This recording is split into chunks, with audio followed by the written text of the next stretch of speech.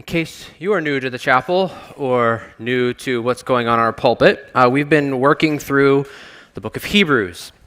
We spent quite a bit of time over the past few weeks digging into what Hebrews is saying, what it's leading us to, the arguments that it's making.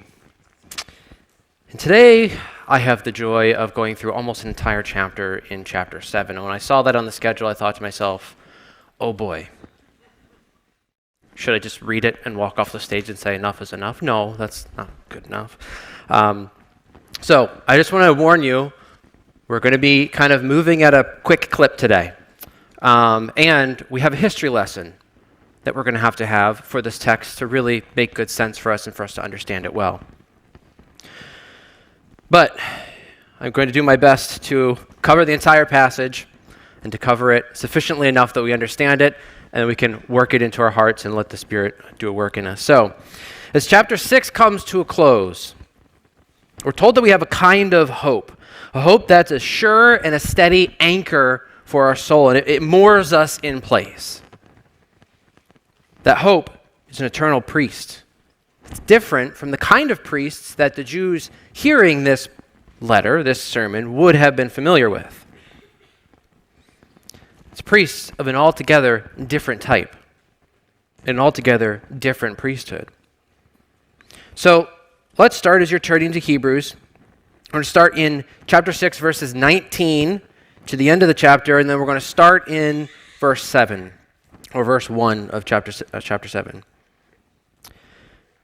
Hebrews 6, verse 19. We have this as a sure and steady anchor of the soul, a hope that enters into the inner place behind the curtain where Jesus has gone as a forerunner on our behalf, having become a high priest forever after the order of Melchizedek. For this Melchizedek, king of Salem and priest of the Most High God, and we're going to stop right there for a second. Because your first question should be, who is this Melchizedek guy? I maybe never heard of him, don't have any idea who he is, where he's come from, and there's this obscure king priest kind of person showing up here? Well, yes. So I'm going to ask you to stick a finger in Hebrews chapter 7 and flip back with me to Genesis 14. Now, if you were here a few weeks ago, or if you've read through Hebrews previously, you would have heard this name Melchizedek already once in chapter 5 of Hebrews. That's the first time Melchizedek's actually mentioned, and the only time really in Hebrews is he mentioned in the New Testament. But the passage didn't tell us much, and it just sort of said, hey, Jesus, priest, after the order of Melchizedek, and just zooms on by. And then he deals with a few things, and now here we are coming back to Melchizedek. The reference that we see in Hebrews that's used several times throughout is actually referenced from Psalm 110:4. And we won't go there because the author of Hebrews does a good job sort of quoting it and using it throughout, and we'll see it more today. But as we go back to Genesis 14, we're going to see a little more context to the story of who this king priest Melchizedek guy was, why he is unique, where he fits into the storyline of Genesis and really the whole Bible.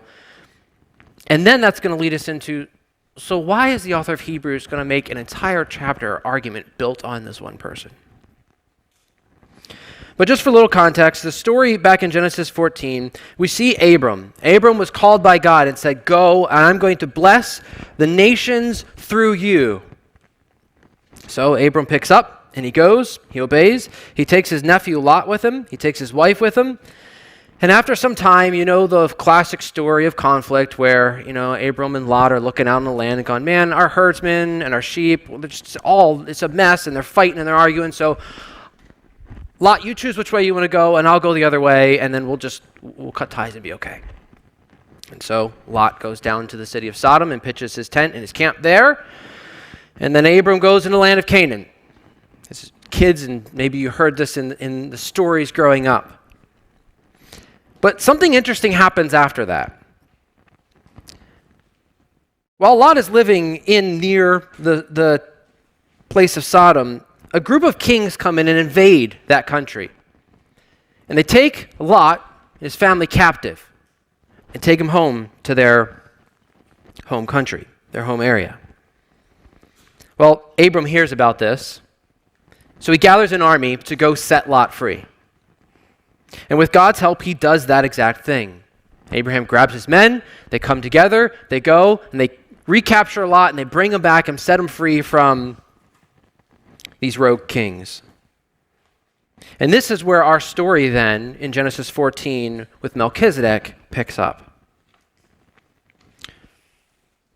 After his return from the defeat of Chedorlaomer and the kings that were with him, the king of Sodom went out to meet at the valley of Shaveh, that is, the king's valley. And Melchizedek, the king of Salem, brought out bread and wine, for he was a priest of the Most High God. And he blessed him, Abram, and said, "Blessed be Abram by the Most High, possessor of heaven and earth, and blessed be the Most High, who has delivered your enemies into your hands." And Abram gave him a tenth of everything. So, on the surface, this story might seem insignificant. Okay, there's this really obscure blip in the story of Abraham where he's blessed by some person, some king. Well, there's two things we need to see in this passage that would have stood out to the Israelites, the Jewish people who are hearing this story. First, it's his kingship. He is, in fact, a king. Melchizedek is not just a priest, but he's a king of Salem. Now, in Israel, the privilege of being a king was given to the line of David. So if you were a son or a grandson or a grandchild or a descendant of David, much later you would have been a king.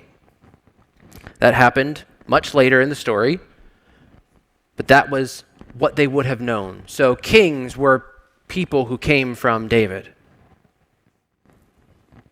This was long before David was ever an inkling in his mother or father's eye. So it's okay. It's outside that line. It makes sense. The second thing we need to realize is that he was also a priest. The text calls him a priest of God Most High. Now, the Old Testament is full of priests. If you've read through Exodus or Leviticus, or you've read through any of the Old Testament, you have seen and heard priests over and over and over again, the sacrifices that would have happened. Again, the Jews would have heard this, and in their mind, priests came from Aaron, Moses' brother, who was set up to be, Aaron was the line of the priest. So if you came from the line of Aaron or you were a Levite, you were able to be a priest. That's how you were qualified. Now, again, Melchizedek, long before the Mosaic Law, long before Aaron was ever around. But we find in this passage, in this story, an overlap of king and priest that would not have been possible in the day of Israel. It's unique. It's different. It's a kind of person, a kind of priesthood they would not have been familiar with. Kind of priesthood that Jesus wouldn't have been qualified for. We'll get to that a little bit more later. But the point of this story, and the reason I'm telling you this is because we want to look back and understand who this Melchizedek is, because he's very important for why the author builds an argument and flows through the rest of chapter 7. So we ask ourselves the question, why then does the author bring up Melchizedek in these few verses?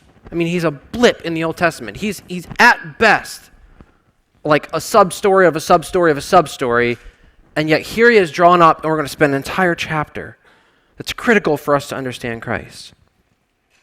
He is showing us something that is very special about Melchizedek that also then points to something very special about Jesus.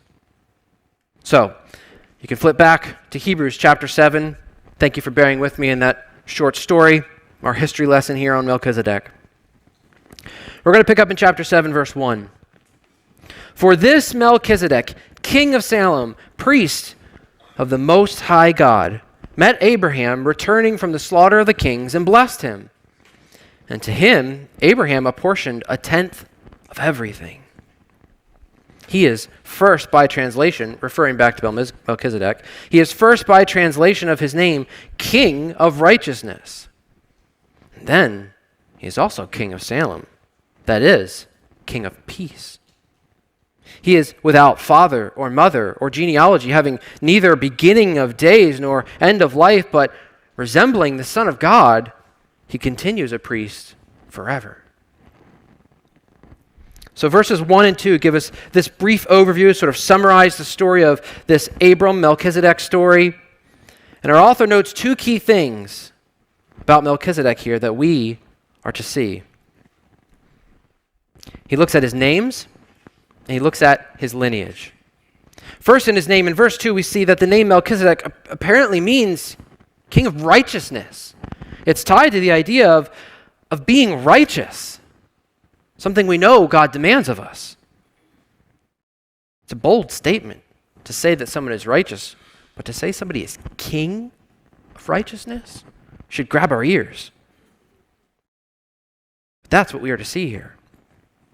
Not only is he king of righteousness, but he also see that he's king of a place called Salem, which means peace. Melchizedek's kingdom was a kingdom of peace. And as we heard in the story, back in the day of Melchizedek and Sodom, peace was not necessarily a thing that was normal in the culture. Kings carrying in, like obliterating people and walking away, taking the spoils.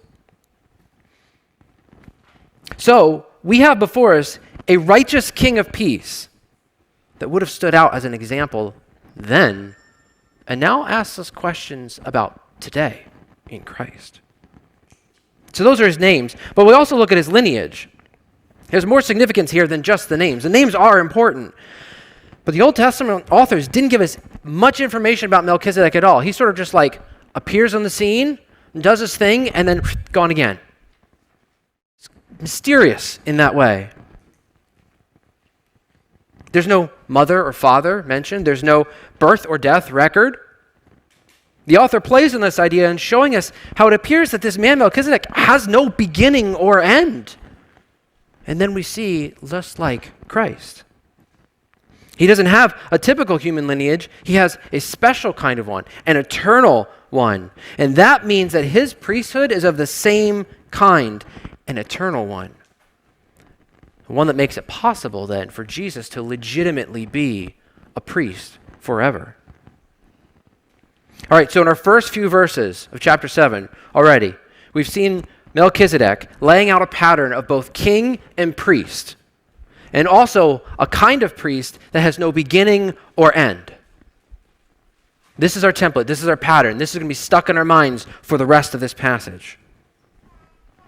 Because Jesus is a greater kind of priest. And the author continues on. And it might be easy to dismiss Melchizedek here because, he's a blip in the Old Testament and he's a blip in the book of Hebrews, but don't dismiss him. Keep him fresh in your minds. Because if you do, you might be tempted then to dismiss the legitimacy of Jesus. And not just the legitimacy, but the unique, powerful person that he is. Verse 4 continues in chapter 7 of Hebrews. See how great this man was, whom Abraham the patriarch gave a tenth of the spoils. And those descendants of Levi who received the priestly office have a commandment in the law to take tithes from people, that is, from their brothers.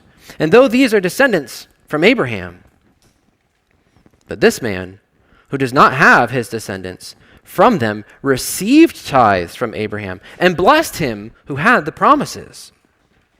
It is beyond dispute that the inferior is blessed by the superior.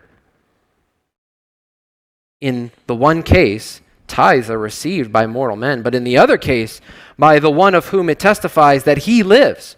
One might even say that Levi himself, who receives tithes, paid tithes through Abraham, for he was still in the loins of his ancestor when Melchizedek met him.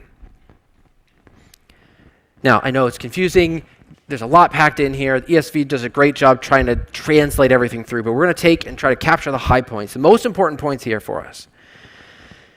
Abraham is and was considered the patriarch of Israel. Like he was like the father.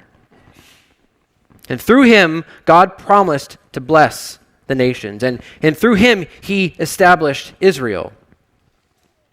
God personally established a covenant with Abraham, promising to do all of this all of the things that he had promised for him through his descendants.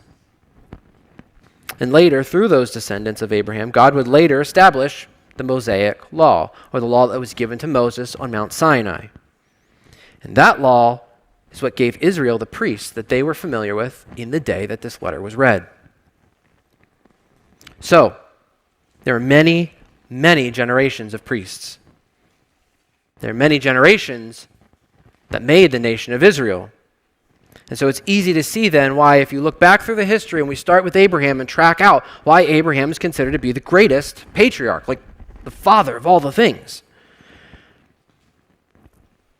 But then, if Abraham is the greatest patriarch, why in the world does he give tithe to this obscure priest named Melchizedek?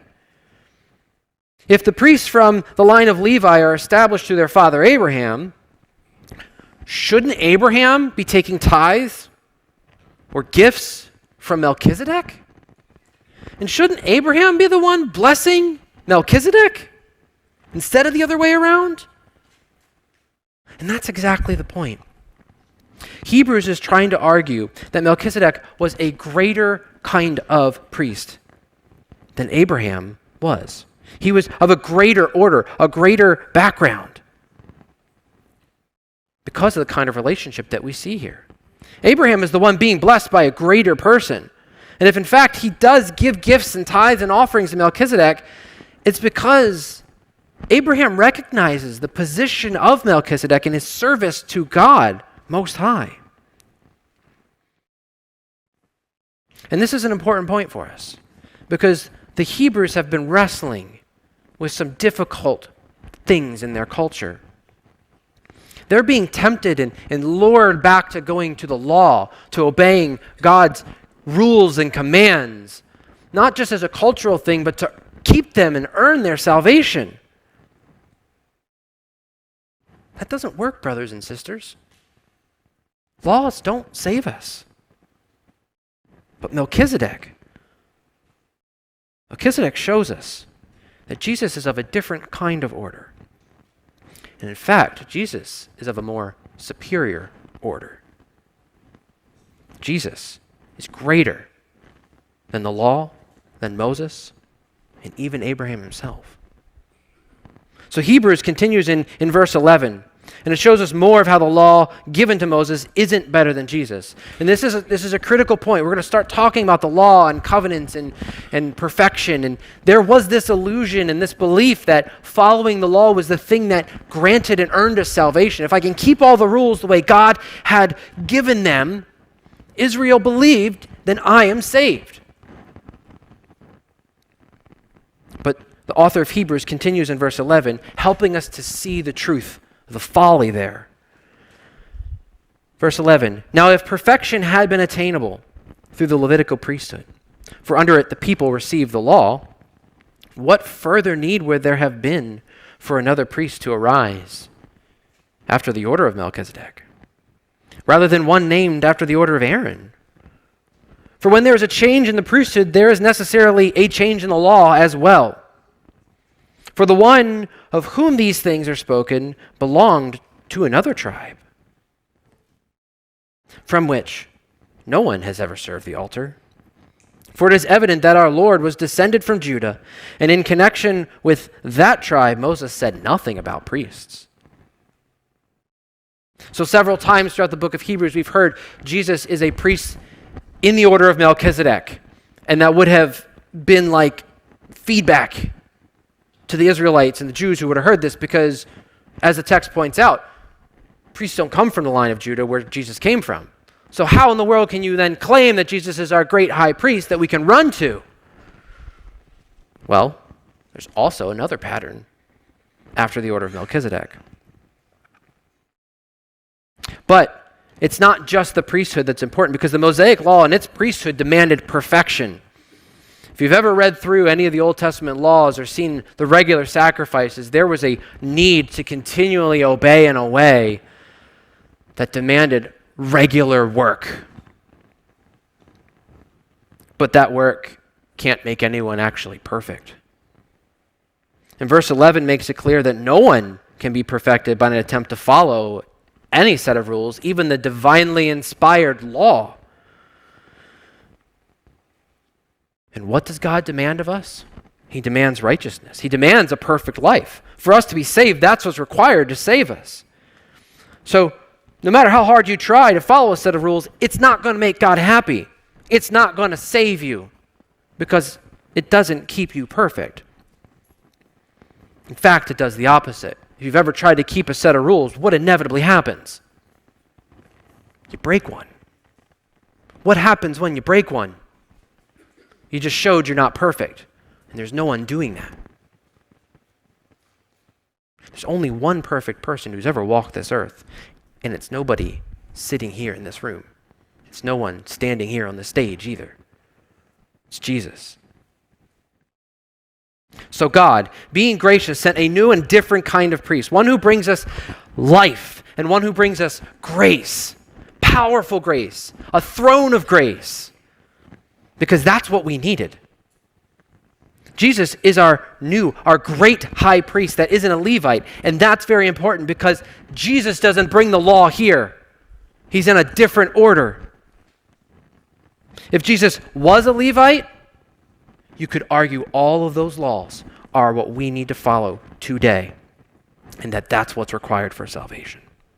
But praise God that Jesus is not a Levite. He's a different kind of priest from a different kind of order that's actually better. We now live by the law of Christ. And this frees us from having to serve a law to be saved.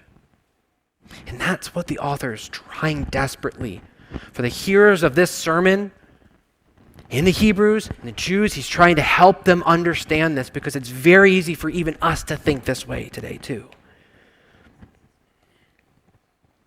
But the author continues in verses 15 and 17 because there's a need for a better priesthood, and he reinforces it. In verse 15, this becomes even more evident.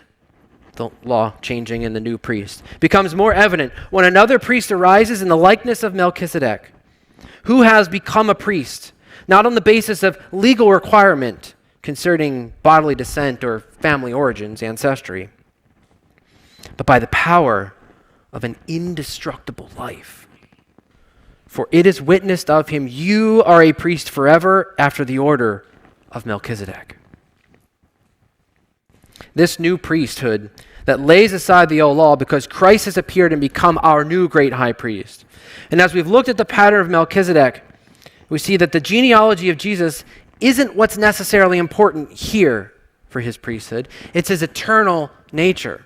That's why we went all the way back to see this Melchizedek rise up in the story and then fade away, because there's really no beginning or end. It's kind of like a crossover. That's what's important for the priesthood. Jesus is eternal in a way that we need. His never-ending life is what qualifies him to be our priest, as this quote in Psalm 110:4 shows us. And do you see the word that's used to describe the kind of life? It's not just eternal. What's the word that's used? Indestructible. Pharisees and the religious leaders tried to end the life of Jesus. And they actually killed him. But they didn't destroy him. God the Father raised him back up to life and showed us that this is the indestructible life of Christ. It cannot be destroyed. It will not go away. It doesn't end. Which then makes it possible for Jesus to be our priest forever, with confidence, because we know that the thing is solid like a rock. It's not moving. It's an anchor that moors us in place. We can stand on it with confidence because he will never die. He will never go away. He is Jesus. And this gives us a kind of hope that we didn't have until we saw who Jesus was. We don't have to hold burdened under the weight of the law. We can look to Christ and look to God with hope and life because we're under a new priesthood now. Verses 18 and 19 continue. For on one hand, a former covenant is set aside, or former commandment is set aside, because of its weakness and its uselessness. For the law made nothing perfect. But on the other hand, a better hope is introduced, through which we can draw near to God. This new priest, Jesus, and his priesthood bring two amazing effects for us. This former commandment, the law given at Mount Sinai, is set aside. You and I, in this room, are not under it, not bound to it, not called to it. It's useful for us to learn from, but we are not under it. And that is because there is no law that can make us perfect. It's useless to make us clean, to make us pure, to make us perfect, to make us righteous. And it's a repeated point of warning throughout Hebrews. The Jews had to understand that righteousness does not come through the law, only through Jesus. Any other attempt to use a list of rules is drift. It's falling away. And it's the message that we need to hear today too. Because there's a kind of living that we can fall into, even accidentally at times, that lets Jesus take the back seat and not actually be our king, and not actually be our priest. Secondly, there's an important point we must not miss. We have a hope in the ability to draw near to God. If I said this to a Jew thousands of years ago, drawing near to God meant death, because you walk into the Holy of Holies and you die. You drop dead on the ground. Because one time a year, one person was allowed to go in after one kind of very special preparation. Drawing near to the presence of God was dangerous because it required perfection. It required righteousness. It required a kind of living. That's not the case anymore. We can draw near to God because of Christ, because we already have a throne of grace that we can draw near to, not a throne of judgment. Judgment was nailed to the cross, making a way for us to draw near to God. And it's not just that Jesus is our great high priest and a supreme kind of priesthood, but it's also that he brings a new covenant as well. Picking up in verse 20, chapter 7. And it was not without an oath that Jesus was made priest. For those who formerly became priests were made so without an oath. But this one was made a priest with an oath by the one who said to him, "The Lord has sworn and will not change his mind. You are a priest forever." And this makes Jesus the guarantor of a better covenant. The author again returns to Psalm 110 over and over repeatedly throughout. If you haven't heard it forever, Jesus is your priest forever. Forever, forever, forever. It doesn't end. It's confident, it's sure. Don't miss that. Sometimes we hear the same word over and over again and think, come on, authors, get more creative. No, forever is a good word and we should remember it. This time, in Psalm 110, the author is highlighting that Jesus is installed as our supreme high priest, not just forever, but by the very oath of God. God the Father said, "That's my priest forever."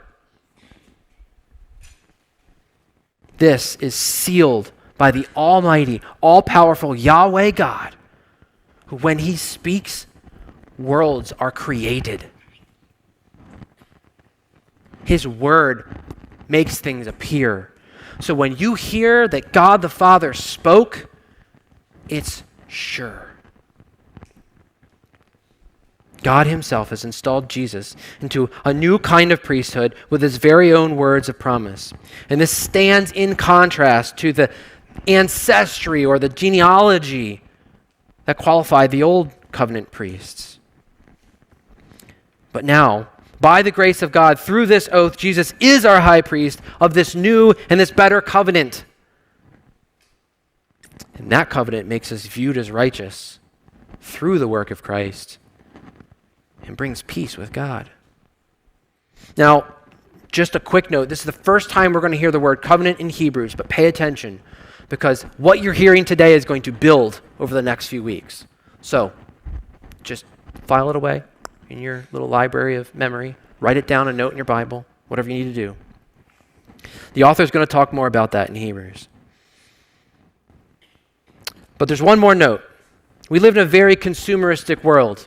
And when you walk through the hallways or the aisles of Walmart or Kroger or pick your favorite place, you're going to see signs, new, better. This dish soap will make your dishes 100% less greasy. This computer is 25 times faster, more power in that GPU. This laundry detergent will make your clothes actually white. It's all better. All right, that word of better, throw it out. It's a bad word for us to think of right now. When we hear that Jesus is the mediator of a better covenant, it's altogether different. You have the line through Moses of Aaron here, and over here, disconnected, completely different, superior over is the line of Jesus. It's not just better, it's of a different essence. I want you to grab that. Jesus is not just a little better. Jesus is radically and fundamentally superior and different. And that's what we need. Best of all, it's sealed by the powerful word of God as an oath. Verses 23 and 25 continue. And they close out our section with the hope that this whole chapter has been building to and basing all the arguments on. Jesus isn't just a new and kind of priest and a king and a priest of righteousness. He is those things. But it has an effect on us. It has an effect for us on our behalf. Let's read verse 23. The former priests were many in number because they were prevented by death from continuing in office. But he, Jesus, holds his priesthood permanently because he continues forever, which means he is able to save to the uttermost those who draw near to God through him, since he always lives to make intercession for them. What a powerful statement. When we think of the greatness of who Christ is and the uniqueness of what he has done and why God the Father has put him there and what he has accomplished for us, it's so much better. The Old Testament priests lived and died over and over again. And as you were to age and go through the temple and you would come year after year and time after time, you would see different priests filling the office because they died. The effect of the curse was actually visible and present there. Genesis 3, death introduced, was a part of that priesthood. It was limited in that way. Jesus has conquered death. Death was inflicted upon him, and yet he conquered it. So death has no hold on this kind of priesthood through Christ. And why is that important? Because the author is going through all of this to identify and to show us Melchizedek, to explain the importance of a new and a better covenant, to explain that the old is set away, so we can come to verse 25. Jesus, our great high priest, King of righteousness, King of peace, is able to save to the uttermost. There's two aspects of this word I want us to walk away with today. The first aspect of uttermost is the completeness, holistic. It's not lacking anything. when Jesus is able to save, he's not able just to kickstart a process or to wipe the slate clean and say, there it is, keep it clean, John. He is able to save completely, ultimately, without lacking. It's whole.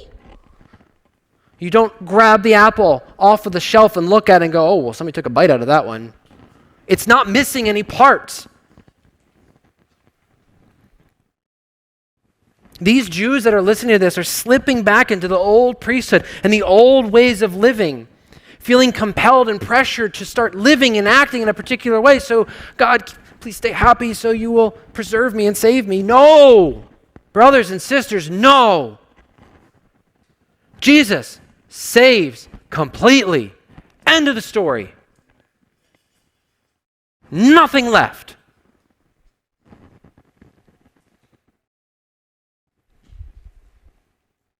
We do not keep track of our works. We don't keep 2 lists and balance them out. Oh no, I messed up today, so I got to do 5 good works to make sure. No! There are no scales. Jesus destroyed the scales when he died on the cross. Living and acting in that way is not Christ. He saves you one time by one act of obedience so that you don't have to. It's full and complete, and it's not up to you. That is the first aspect of uttermost. It's complete. It's done. The other side of this is also time. So you might think, well, okay, Jesus can do it once, but what happens? No. That's fundamentally undermining the completeness. The completeness is also in all of time and space. Jesus is our priest, what? Forever. So he is able to save forever. And not just forever until the throne of judgment, not just forever until a point in time. Forever is literally forever. There's a line that goes that way and there's a line that goes that way, and you can't see other end because there is none. His salvation is not just a moment in time. It's not a blip on the radar or a spot in your story. It is your story as someone who has come to him. It is for the rest of your life, and it is for eternity. Jesus, in some sense, this salvation is limitless. And this is what opens the door for us to draw near to God, to seek forgiveness for our sins and for our sin nature, and trust that Jesus' work is the only thing that can save us, and put all of our faith and hope and trust in him. Because Jesus is the one who's always present, standing between us and the Father. He's done the work on our behalf, and he stands as the sacrifice that was slain for us. And he looks at the Father and he says, that one's mine, and that one's mine, and that one's mine, and that one's mine too, because of what I've done. And it is eternal, and it is sufficient, and it is at every moment, and it is on our behalf. Through our sin, through our failures, through our lack of faith, he is the faithful one. He is the faithful high priest, always.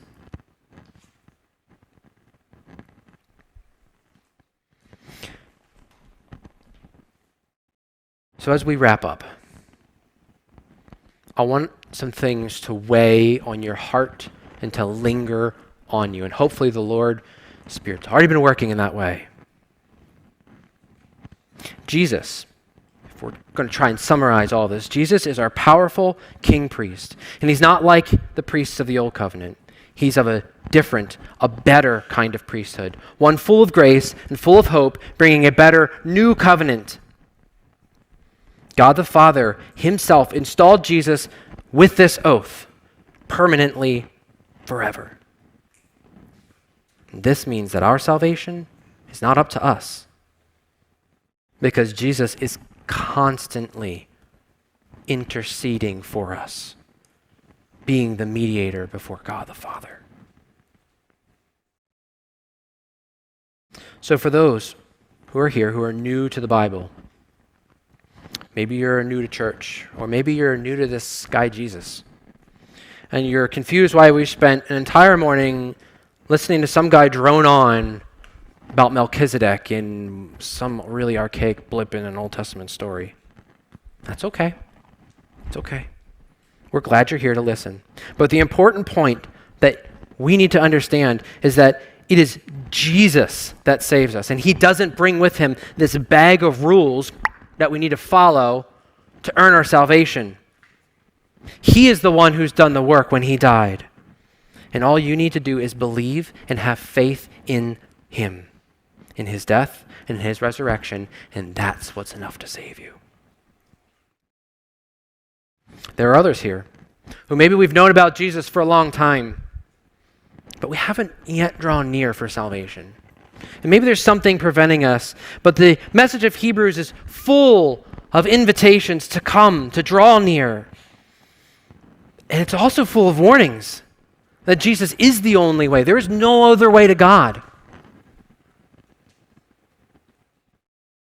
And maybe you think, I'm too bad, or I'm too sinful, or Jesus can't possibly save me because of the life that I've lived. Your salvation is included in the uttermost.